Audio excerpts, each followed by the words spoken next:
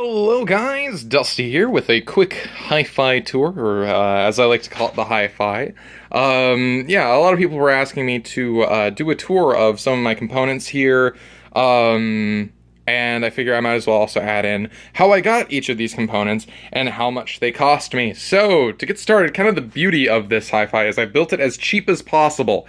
Ended up buying everything on here through different means over time for... I think I added everything up till around $100. So I don't know. We can do the final tally at the end of the video. But to get started, we got this right here. All right, this is actually the most expensive component of this system, believe it or not. This is actually my Pioneer PL512 turntable. Now, the story of how I got this turntable was I was looking for a turntable on eBay because I just cannot find the things locally. I still haven't found one nearly as good as this one locally. And after about 4 months of looking, I stumbled across this auction, or an auction for specifically this table, earlier this summer, or last summer, I suppose. And it had one bid on it, I think. It was up to about $40-ish, I think.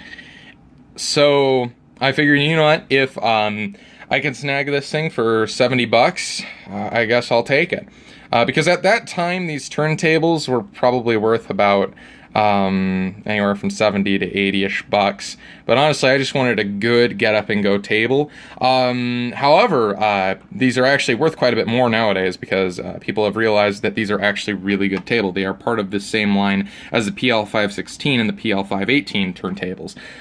Just they're kind of a little fixed speed, non-automatic little brother. So, which is how I like my turntables, simple and easy to use. So, ended up putting a bid of $70 on this turntable, and I got it for $53. Now, I tried to get everything on a deal, and you may be saying, Dusty, that's not a crazy deal. Why'd you even, spend that much money on something that was just about worth what you paid for? Well, I spent that much money on it because it came with this. Focus. There we go. Yes, a Nagaoka MP110, or 110, however you want to say it. This is about a $125 cartridge.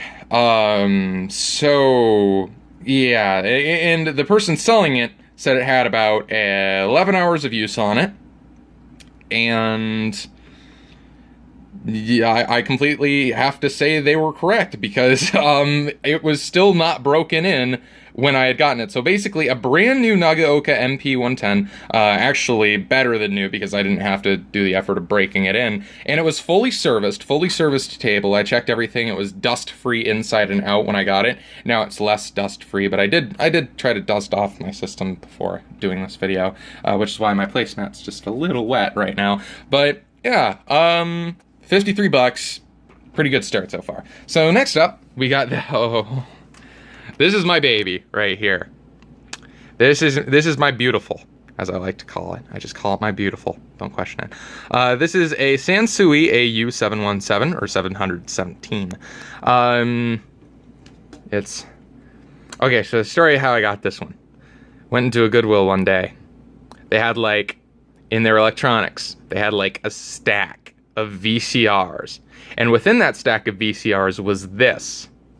Now, the crazy thing about this is how much I paid for it. Let's see if we can see this right here.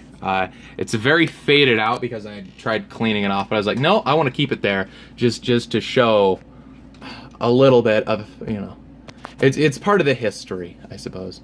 Let's see if we can actually focus here. Come on.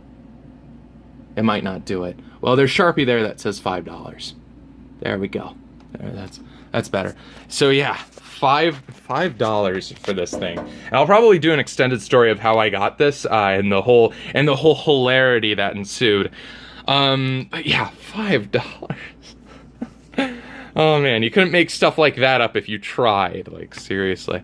Still probably no one will believe me. This is probably the best find that I've ever found in the history of going to Goodwill's pawn shops and other thrift stores and things. So, yeah, and it probably doesn't get any better than that.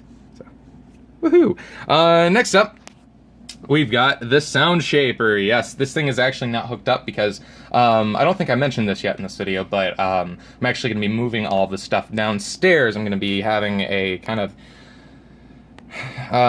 just, you know, games slash records and stuff slash home theater room. So yeah, this is the Sound Shaper model SS115X from ADC.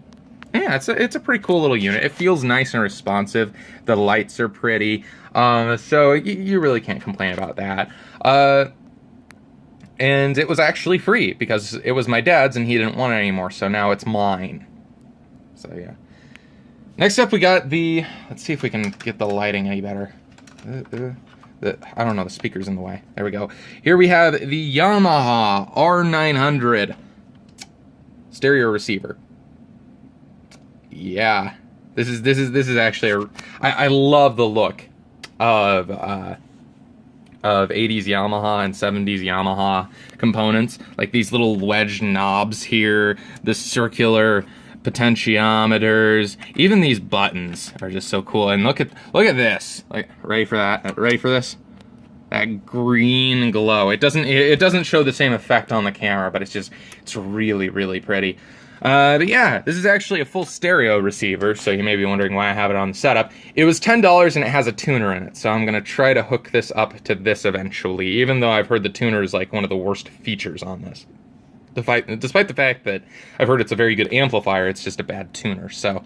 But it's so pretty that you know, and I never use the radio anyway, it'll almost just be for decoration. Kind of like it is now because it's not hooked up to anything yet, but yeah, that's that component. And next up, we got the Blu-ray disc player. I have this for playing CDs, which it does a pretty darn good job of, and also, if I ever find some try to get this out of the way, some Blu-ray audio discs, I will probably use it for those too. Yeah, that one, I had completely lied about the figure before because I suppose that cost me $100 when it was new in 2010, which is actually, or 2009 I think actually, was when I got it. Really good deal for a Blu-ray disc player back then, but yeah, just kind of disconsider that one when, you know, talking about the price, and just move on to the thing below it, which is, it could very easily be interchanged with this anyway, and that is the Yamaha Natural Sound DVD player. From what I've heard, they're very good at playing audio CDs, so I have that on there. I don't know, I'm going to have to compare it with the Sony Blu-ray disc player at some point and see if one of them is noticeably better than the other. Yeah, that's that then.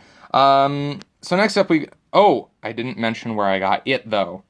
I got it from the Goodwill in Iowa Falls for, I believe, $4. I might still have the price tag on it. I might have taken it off, who knows. No, I don't see the price tag, so yeah, $4. Either that or it was $6, but you know, who's counting at that. But next up, we've got something that was $6, the Technics RS-TR232 Duo cassette deck. And yeah, this is actually $6 from the Iowa Falls Goodwill, and it was my first cassette deck that I've ever found that was just, you know, a deck and not a boombox that properly worked. So, you know, this is the one, it's actually the only one that has properly worked. So this is my cassette deck as of right now, and I actually really like it. I like it more than, this is like kind of the lower of the high-end Technics double cassette decks.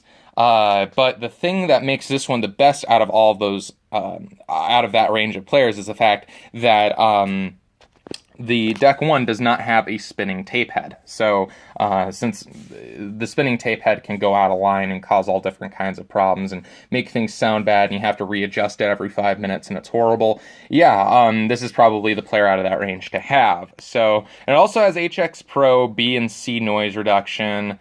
Sounds amazing. Like, really, it does sound great. Like, I kind of had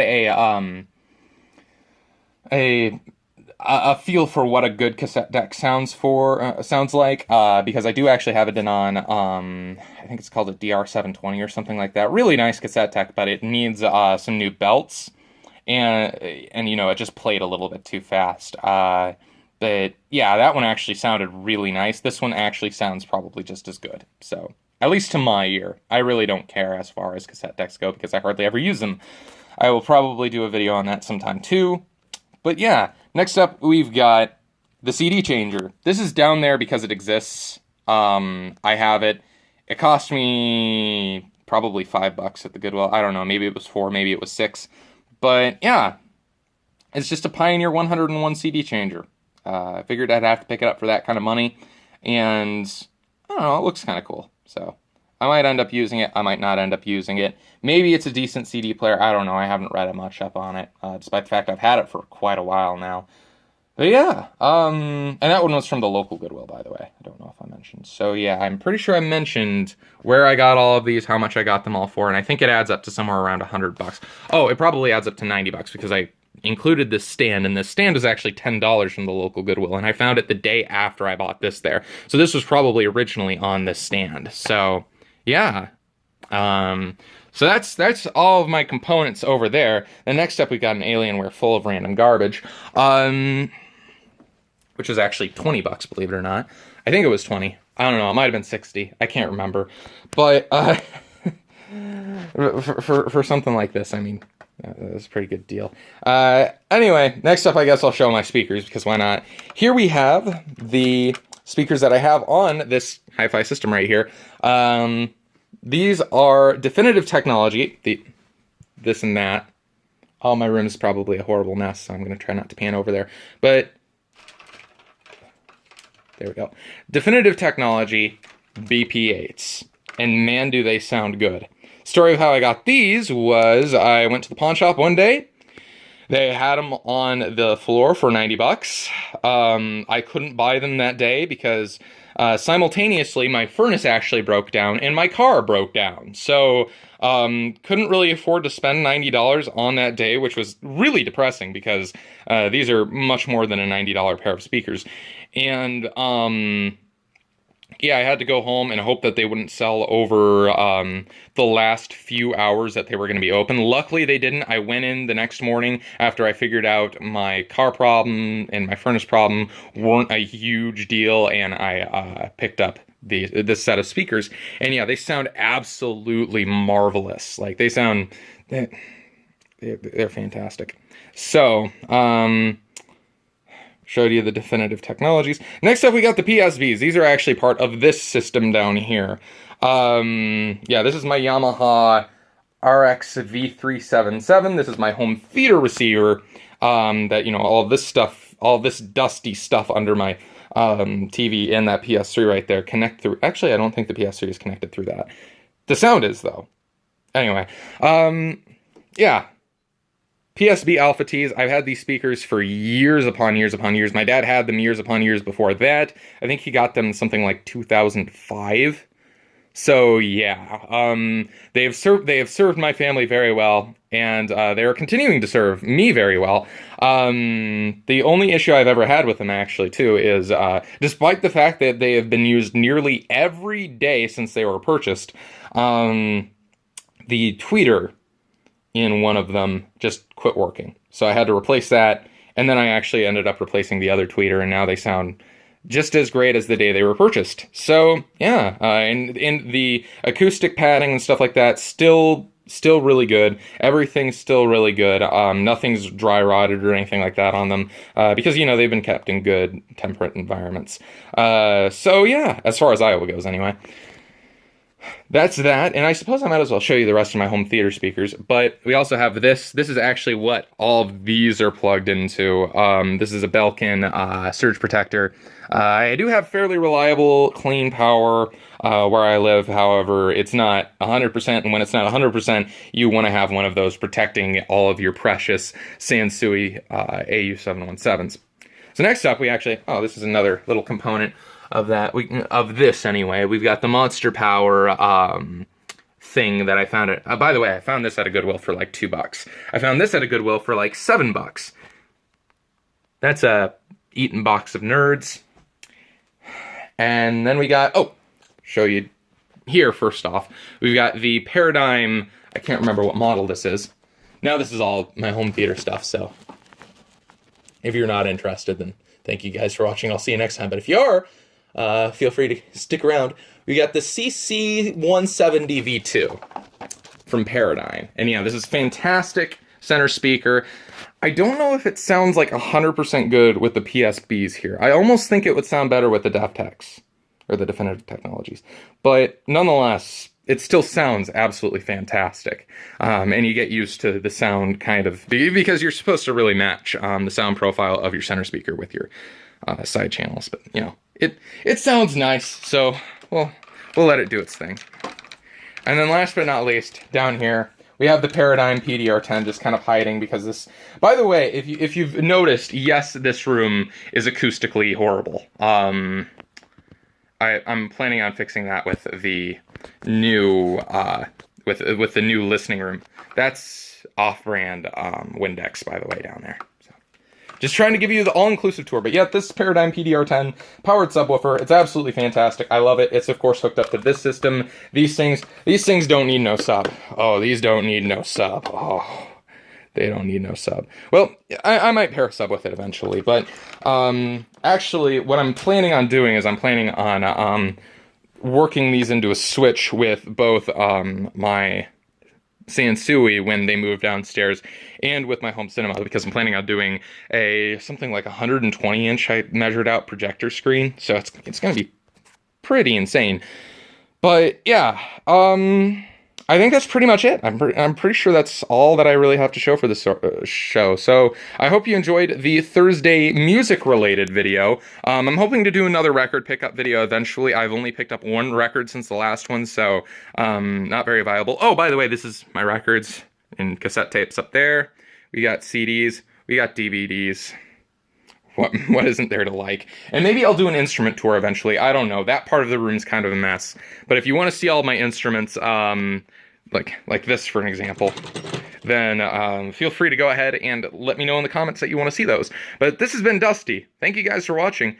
Oh, and by the way, I hope you've enjoyed the Thursday music video. I'm planning on doing videos about music, records, things of that nature on Thursdays. So, yeah, that's kind of how the video schedule is going. I don't know. I might switch Sunday random videos because I do random videos on Sundays, video game videos on Tuesdays, and of course, music-related videos on Thursdays. I might switch Thursdays with Sundays. I don't know. We'll have to see how that goes. But anyway, this has been Dusty. Thank you guys for watching, and I will see y'all next time. Take it easy.